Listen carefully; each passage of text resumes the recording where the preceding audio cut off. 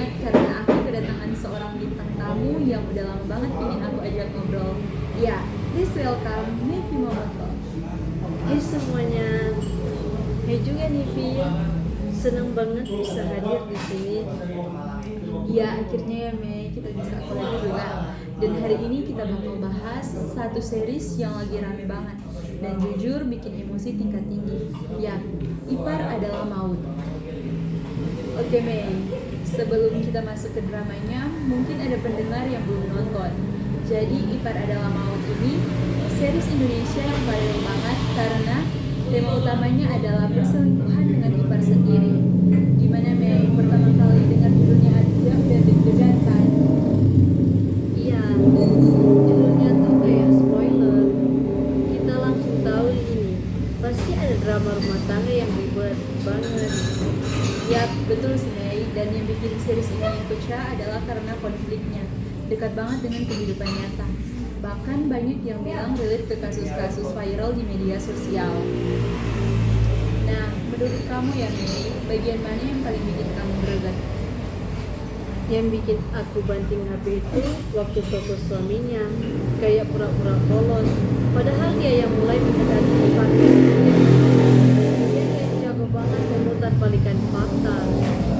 Ya ampun, ya si Mei dan istrinya yang jadi korban malah disalah-salahin. Aku nonton tuh rasanya kayak kok bisa ya ada orang setega itu. Setuju.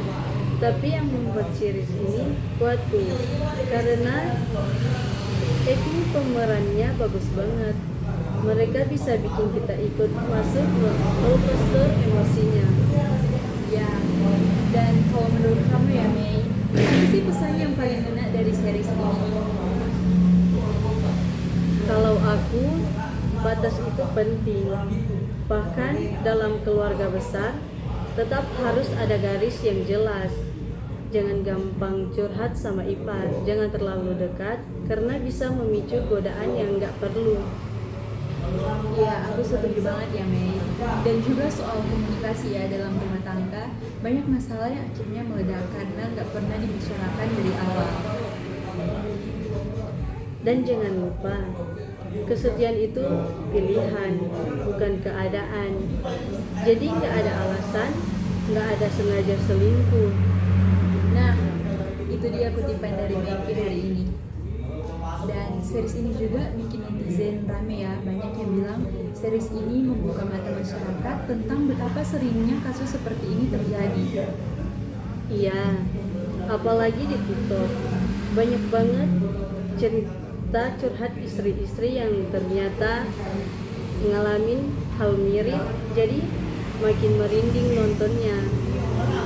Makanya series ini bukan cuma hiburan, tapi juga edukasi tentang menjaga rumah tangga dan trust. Oke Mei, sebagai penutup, kalau kamu bisa kasih satu saran buat pendengar yang mungkin lagi ngerasain hubungan rumah tangga yang rentan, apa yang kamu mau bilang? Aku mau bilang, sayangi diri sendiri. Jangan biarkan orang yang harus melindungi malah menghancurkan. Jangan ragu cari bantuan, entah konseling atau cerita ke orang yang kamu percaya. Wow, dalam banget ya Mei.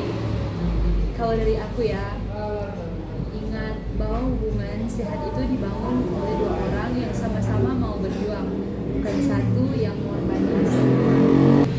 Setuju. Tapi yang membuat series ini kuat tuh karena acting pemerannya bagus banget.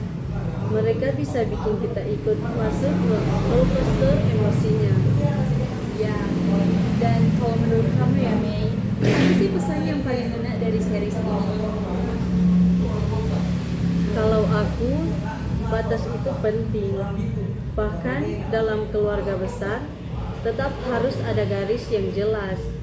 Jangan gampang curhat sama ipar, jangan terlalu dekat karena bisa memicu godaan yang nggak perlu.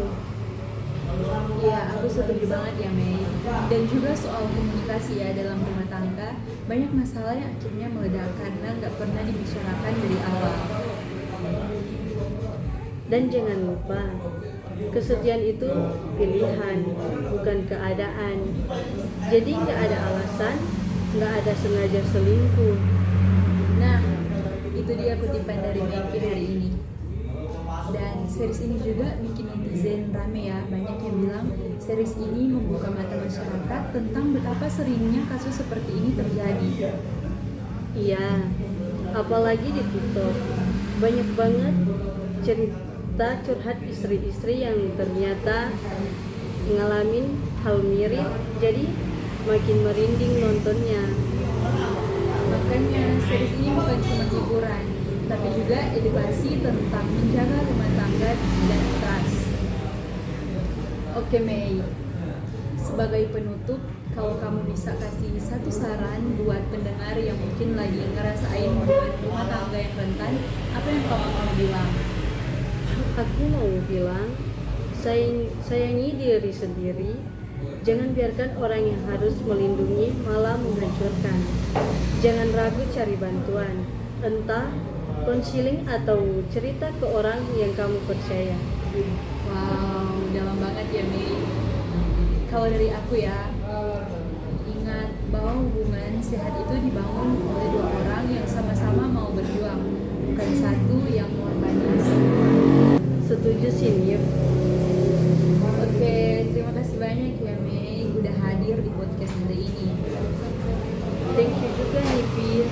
Senang ngobrol di sini. Baik teman-teman, sampai dulu di sini episode kita kali ini. Jangan lupa follow podcast ini dan share kalau kalian suka. Sampai ketemu di episode selanjutnya.